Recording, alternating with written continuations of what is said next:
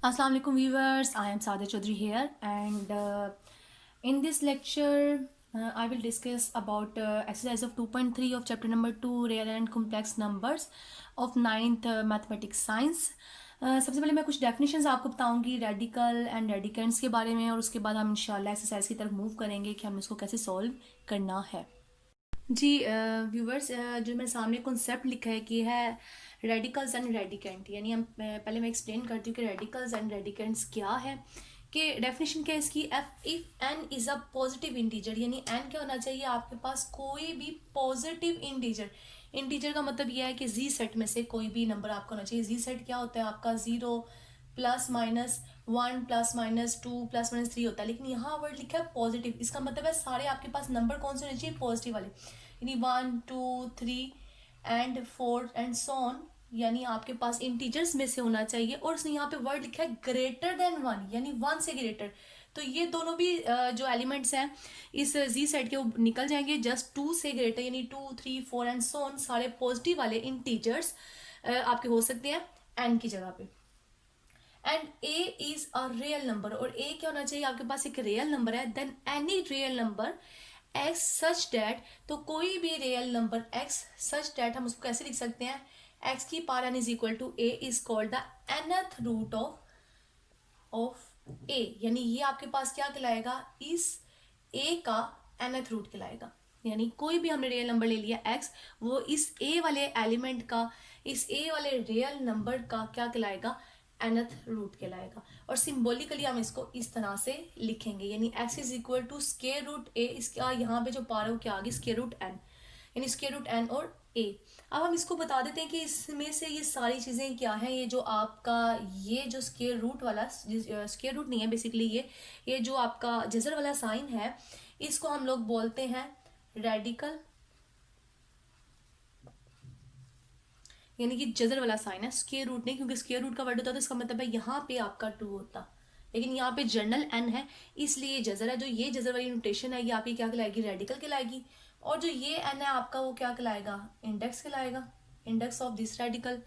और इसके अलावा जो ये ए है आपका, जो इस रेडिकल साइन के अंडर है, वो क्या कहलाएगा आपका, रेडिकेंट कहलाएगा। यहाँ इसको हम बेस भी कह सकते हैं। यानी मैं अगेन बता देती हूँ कि कोई भी यानी एन आपके पास क्या होना चाहिए, ये वाला एन एक पॉजिटिव इंटीजर होना चाहिए, यानी वो क्या होगा 2 3 4 से लेके सो ऑन कुछ भी हो सकता है। और वहां पे लिखा भी हुआ है कंडीशन के साथ ग्रेटर देन 1, यानी ये 1 भी नहीं हो सकता, 0 भी नहीं हो सकता, इसके अलावा होगा। और then any real number X, तब हम किसी भी रियल नंबर एक्स को इस ए की nth पावर में लिख सकते हैं। और सिंबॉलिकली हम इसको इस तरह से रिप्रेजेंट करेंगे, X is equal to N square root A. और यहाँ पे जो इसकी सारी रिप्रेजेंटेशन है वो मैंने आपको बता दी है। तो ये आपका जजर का साइन है वो आपका रेडिकल कहलाएगा, और जो यहाँ पे पार होगी कुछ भी वो इंडेक्स कहलाएगा इस रेडिकल का। और जो जजर के यानी आपके इस रेडिकल साइन के अंडर जो भी वैल्यू होगी रियल नंबर, वो आपका क्या कहलाएगा, रेडिकेंड या बेस कहलाएगा। अब नेक्स्ट चलते हैं आगे। जी नेक्स्ट कुछ प्रॉपर्टीज ऑफ रेडिकल्स है, हम प्रॉपर्टीज को देख लेते हैं कि अगर ए बी आपके रियल नंबर्स हैं और एम एन बी आपके क्या है, पॉजिटिव इंटीजर्स हैं। तो अब हम लोग कुछ प्रॉपर्टीज देखते हैं कि इनकी प्रॉपर्टीज कैसे सेटिस्फाइड होती हैं। फर्स्ट प्रॉपर्टी है वो ये है कि अगर आपके दो जो रियल नंबर्स हैं वो मल्टीप्लाई हो रहे हैं और उनका जो इंडेक्स है वो क्या है, एन है, यानी जो रेडिकेंड है, यानी यहाँ पे कंप्लीट ए बी की जो इंडेक्स है वो क्या है, एन है, तो वो इन दोनों रियल नंबर्स पे सेपरेटली भी क्या हो सकता है, शिफ्ट हो सकता है। अगर ये दो नंबर्स पे लगा रहता है, सेम सर्ड है, आपका सेम इंडेक्स है, तो आप इसको कंबाइन करके भी लिख सकते हैं। यानी ऐसी सिचुएशन से आप इस सिचुएशन में भी आ सकते हैं और इससे आप वापस इसमें भी आ सकते हैं, अपने क्वेश्चन की स्टेटमेंट को देखते हुए कि जैसे आपने उसका रिजल्ट निकालना है। अगर दो रियल नंबर्स डिवाइड हो रहे हैं और इसका इंडेक्स एन है, तो आप इन दोनों पे अलग-अलग भी शिफ्ट कर सकते हैं, ये बी है तो दोनों पे आप अलग-अलग भी शिफ्ट कर सकते हैं। और इस सिचुएशन से आप यहाँ भी जा सकते हैं क्योंकि इक्वालिटी का साइन है, और यहाँ से आप इसमें भी आ सकते हैं अपने क्वेश्चन को की सिचुएशन को देखते हुए।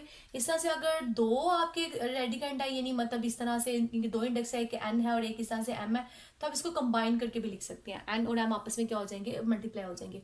और जो नेक्स्ट वाली प्रॉपर्टी है, इसमें अगर आपकी जो रियल नंबर है इसकी कोई पावर है तो ये कंप्लीट पावर में भी आ सकता है, ऐसे भी लिख सकते हैं। और इसको हम मजीद सिंप्लीफाई फॉर्म में भी लिख सकते हैं, अगर हम लोग इसको लिखना चाहें कि ए है, क्योंकि हमने इसकी पीछे मैंने अभी आपको एक मिनट पहले जो डेफिनेशन बताई थी उसमें मैंने आपको बताया था कि आप इस तरह से इंडेक्स को इस तरह से भी लिख सकते हैं। तो अगर मैं इसको इस तरह से लिखना चाहूँ तो आपकी ये पावर 1/m हो जाएगी, और इसी तरह से अगेन मैं लिखना चाहूँ तो पावर 1/m मल्टीप्लाई 1/n हो जाएगी, और ये दोनों पावर्स आपस में क्या हो जाएंगी, मल्टीप्लाई हो जाएंगी। और मैं इसको दोबारा से सर्ड वाली फॉर्म में लिख दूँ, यानी m इंटू एन ए इसमें लिख दूँ, तो रेडिकेंड की फॉर्म में लिख दूँ, तो ये रिजल्ट आ जाएगा आपके पास। अब यहाँ पे भी ये सिचुएशन है, अगर मैं इस वाली डेफिनेशन को फॉलो करती हूँ तो ए एन इसकी पावर यहाँ पे क्या आ जाएगी 1/a, और ये दोनों आपस में कैंसिल हो जाएंगी, तो आपके पास रिजल्ट क्या आता है ए।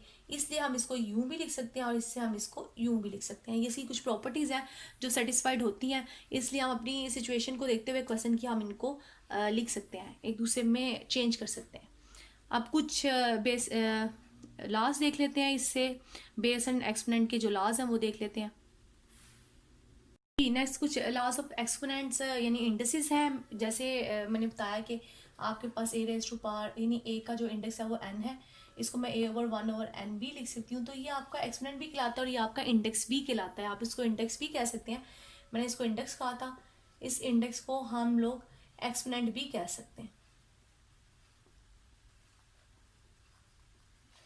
एक्सपोनेंट यहाँ पे कुछ लाज है कि यानी मतलब जिसको हम क्वेश्चंस में अप्लाई करेंगे, अगर आपके दो नंबर्स जिनकी बेस सेम है और उनके जो एक्सपोनेंट हैं वो डिफरेंट है, तो और ये दोनों आपस में नंबर मल्टीप्लाई हो रहे हैं, तो इनके जो पार्ट्स हैं वो आपस में क्या हो जाएंगी, ऐड हो जाएंगी। हम इसको इस तरह से लिख सकते हैं।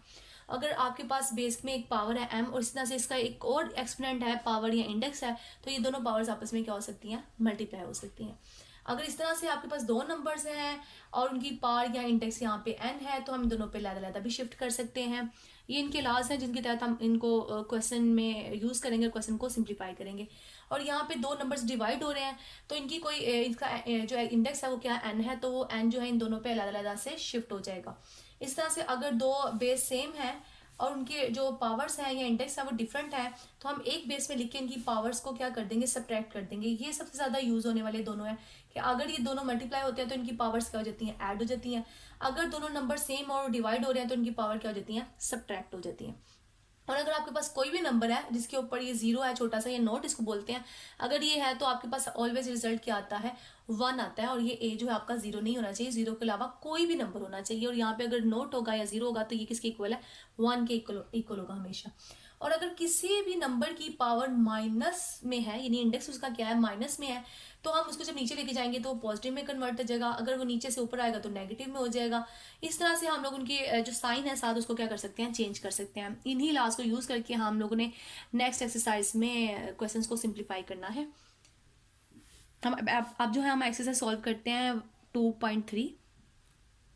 क्वेश्चन की स्टेटमेंट है 2.3 एक्सरसाइज की। क्वेश्चन नंबर 1 वो है right each radical expression in exponential notation, यानी हमने हर रेडिकल एक्सप्रेशन, ऐसा एक्सप्रेशन जो रेडिकल फॉर्म में है यानी जजर की फॉर्म में है, उसको हमने किस में कन्वर्ट करना है, एक्सपोनेंशियल यानी पावर की फॉर्म में या इंडेक्स की फॉर्म में कन्वर्ट करना है। एंड ईच एक्सपोनेंशियल एक्सप्रेशन, अगर आपका कोई एक्सपोनेंशियल वाला यानी इंडेक्स या पावर की फॉर्म में है, उसको हमने किस में कन्वर्ट करना है, रेडिकल यानी जजर की नोटेशन में करना है। तो हम कुछ क्वेश्चंस हैं, कुछ पार्ट्स हैं इसके, हम 2-3 पार्ट सॉल्व कर लेते हैं ताकि आपको क्लियर पता चल जाए। फर्स्ट पार्ट जैसा कि इसका है वो है स्क्वायर रूट -64 की पावर 3। जब हम इसको, ये आपके पास कौन सी वाली फॉर्म है, ये आपके पास रेडिकल फॉर्म है। कौन सी वाली फॉर्म है, क्योंकि जजर में है तो ये कौन सी नोटेशन है, रेडिकल नोटेशन। अब हमने इसको रेडिकल नोटेशन से किस में कन्वर्ट करना है, एक्सपोनेंशियल में कन्वर्ट करना है। एक्सपोनेंशियल में जब हम कन्वर्ट करेंगे तो एक्सपोनेंशियल के कन्वर्ट करने के लिए जस्ट जो 3 है वो किस में कन्वर्ट हो जाएगा, 1/3। और यहाँ पे क्वेश्चन में लिखा था कि आपने इसको सिंप्लीफाई नहीं करना, तो हमारे पास जो ये रिजल्ट आया है एक्सपोनेंशियल वाला, ये आपकी कौन सी वाली आ गई नोटेशन, एक्सपोनेंशियल वाली। तो हमने इसको एक्सपोनेंशियल में कन्वर्ट कर दिया। जस्ट इतना सा एक पार्ट था, एक स्टेप का क्वेश्चन। जैसा कि नेक्स्ट वाला जो आपका क्वेश्चन है 2 की पावर 3/5, 2 की पावर 3/5। अब हमने इसको कन्वर्ट करना है किसमें, ये कौन सी फॉर्म है आपकी, एक्सपोनेंशियल फॉर्म है।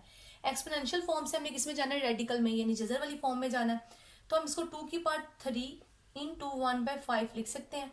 और जो 1/5 है ये आपका किस में आ जाएगा, जजर की फॉर्म में आ जाएगा, यहाँ 5 आ जाएगा। तो आपने कौन सी वाली इसको नोटेशन में कन्वर्ट कर लिया अपनी रेडिकल वाली। हम अंदर सिंप्लीफिकेशन नहीं करेंगे,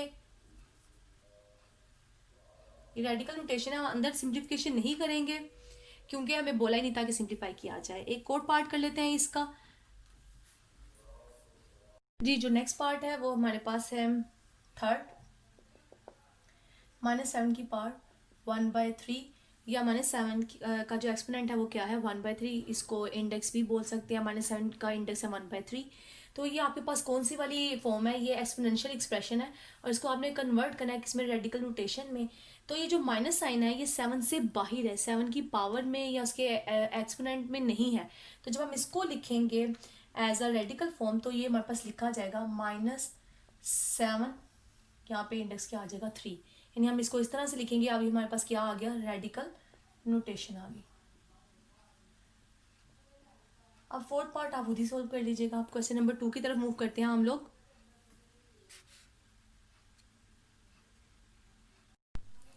जी जो नेक्स्ट क्वेश्चन नंबर आपका 2 है वो है टेल वेदर द फॉलोइंग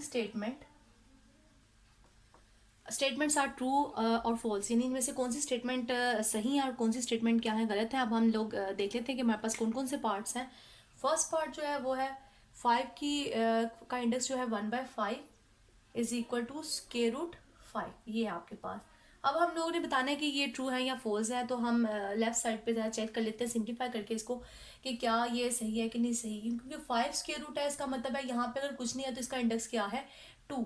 तो ये आपके पास 5 का इंडेक्स क्या होगा 2। अगर कुछ नहीं होता तो हम इसको क्या कंसिडर करते हैं, ये 2 है। तो ये क्या हो गया आपके पास 5 की पावर 1/2। तो क्या 1/2 जो 5 की पावर है वो आपकी 5 की पावर 1/5 के इक्वल हो सकती है, नहीं इक्वल हो सकती, यानी 5 की पावर 1/5 इक्वल नहीं हो सकती 5 की पावर 1/2 के। तो ये स्टेटमेंट आपकी क्या हो जाएगी, फॉल्स हो जाएगी। अब सेकेंड पार्ट की तरफ चलते हैं। जो आपका सेकेंड पार्ट है इसकी पावर क्या है, 2 की पावर 2/3 इज इक्वल टू 4 का इंडेक्स 3। अब हमने ये चेक करना है क्या ये स्टेटमेंट ट्रू है या फॉल्स। थोड़ा सा इसको सिंप्लीफाई करके देख लेते हैं। यहाँ आपके पास 2 की पावर क्या है 2/3 है, और नेक्स्ट अगर मैं 4 का इंडेक्स क्या है यहाँ पे 3 है, रेडिकेंट फॉर्म ये लिखी हुई है। अगर मैं रेडिकेंट फॉर्म को किसमें कन्वर्ट करती हूँ आपकी एक्सपोनेंशियल फॉर्म में, तो ये 4 की पावर 1/3 बन जाएगा। और 4 असल में किसका स्क्वायर होता है, 2 का। और ये दोनों पार्ट्स आपस में क्या हो जाएंगी, मल्टीप्लाई, क्योंकि प्रॉपर्टीज हमने पढ़ी थी कि अगर इस तरह से कोई सिचुएशन हो तो पार्ट्स आपस में क्या हो जाती हैं, मल्टीप्लाई। तो यानी लेफ्ट हैंड साइड किसकी इक्वल आ गई, राइट हैंड साइड के। तो जो ये स्टेटमेंट है आपकी वो क्या है, ट्रू है। अब नेक्स्ट देखते हैं, हम पार्ट नंबर 3 देख लेते हैं कि पार्ट नंबर 3 की स्टेटमेंट क्या है आपके पास। 49 इज इक्वल टू √7। अब ये देखना ये ट्रू है या फॉल्स है। तो स्क्वायर रूट जो 49 है ये आप निकाल भी सकते हैं और आप बाय कैलकुलेटर भी इसको कर सकते हैं डायरेक्ट। तो क्या आ जाएगा आपके पास आंसर 7। तो जो आंसर 7 है वो कभी भी स्क्वायर रूट 7 के इक्वल नहीं होता। तो इसका मतलब है ये स्टेटमेंट भी क्या होगी आपकी, फॉल्स होगी। तो फोर्थ फोर और फिफ्थ पार्ट आप खुद ही कर लीजिएगा। नेक्स्ट क्वेश्चन नंबर 3 की तरफ मूव करते हैं।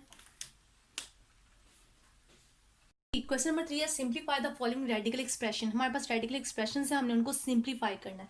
फर्स्ट पार्ट अगर हम लोग देखते हैं तो फर्स्ट पार्ट हमारे पास है -125 की का जो इंडेक्स है वो क्या है 3, यानी ये जो रेडिकल एक्सप्रेशन है इसको हमने सिंप्लीफाई करना है। और जहाँ हद तक ये सिंप्लीफाई हो सकता है, जिस हद तक उस हद तक हम इसको क्या करना है, सिंप्लीफाई करना है। अगर जब हम इसको एक्सपोनेंशियल फॉर्म में कन्वर्ट करेंगे तो एक्सपोनेंशियल फॉर्म में ये क्या आ जाएगा 1/3 हो जाएगा। अब हम इसका एलसीएम लेते हैं, यानी 125 का एलसीएम जब हम लेंगे 125 का तो ये किस पे जाएगा, ये 3 के टेबल पे नहीं जाता तो ये 5 के टेबल पे जाएगा। 5 2 द 10 एंड 5 5 द 25।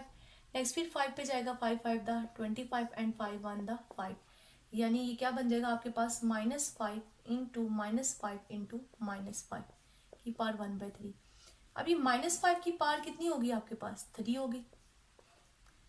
अब ये पावर्स आपस में क्या हो जाएंगी, कैंसिल हो जाएंगी, जो हमने प्रॉपर्टीज पढ़ी थी। तो आपके पास आंसर क्या आ गया, -5। अब नेक्स्ट एक और पार्ट सोल्व कर लेते हैं।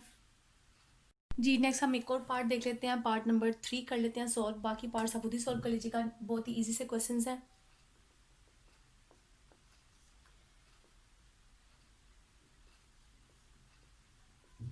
ये पार्ट नंबर 3 है हमारे पास, यानी ये रेडिकल एक्सप्रेशन है जिसमें 3/32 डिवाइड हो रहा है, इसका इंडेक्स क्या है 5 है।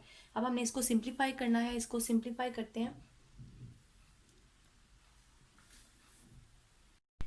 जी। ये आपके पास रेडिकल एक्सप्रेशन है, तो हम सबसे पहले इसको किस में कन्वर्ट करेंगे, एक्सपोनेंशियल में।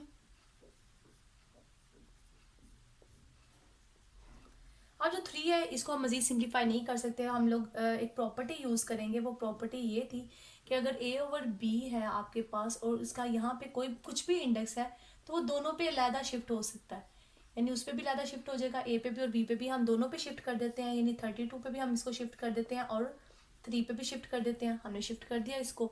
अब इसके बाद हम लोग 32 का एलसीएम ले लेते हैं कि एलसीएम क्या आता है 32 का। 2 के होता है ये जाता है 2 1 2, 2 6 12, 2 8 the 16, 2 4 the 8 and 2 to the 4 and 2 1 the 2, 1 2 3 4 5, यानी कितनी दफ़ा आते हैं आपके पास 5 टाइम 2 आता है। और नेक्स्ट ये दोनों पावर्स आपस में कैंसिल हो जाएंगी, नीचे आ जाएगा 2। और इसको मज़ीद सिंप्लीफाई फॉर्म में हम कैसे लिखेंगे कि 3 को हम दोबारा रेडिकल फॉर्म में लिख लेते हैं, वो 5 के साथ आ जाएगी और नीचे क्या आ जाएगा 2। ये आपका क्या आ गया, आंसर आ गया सिंप्लीफाई करके। इससे ज़्यादा ये मज़ीद सिंप्लीफाई नहीं हो सकता। बाकी पार्ट्स आप खुद ही सॉल्व कर लीजिएगा। और मेरे चैनल को सब्सक्राइब करना और लाइक करना मत भूलिएगा। बेल आइकन पे भी क्लिक करें ताकि आपको तमाम नोटिफिकेशंस मिलते रहें जब भी मैं कोई लेक्चर अपलोड करूँ। और नेक्स्ट इंशाल्लाह हम लोग 2.4 एक्सरसाइज को सॉल्व करेंगे। अल्लाह हाफिज़।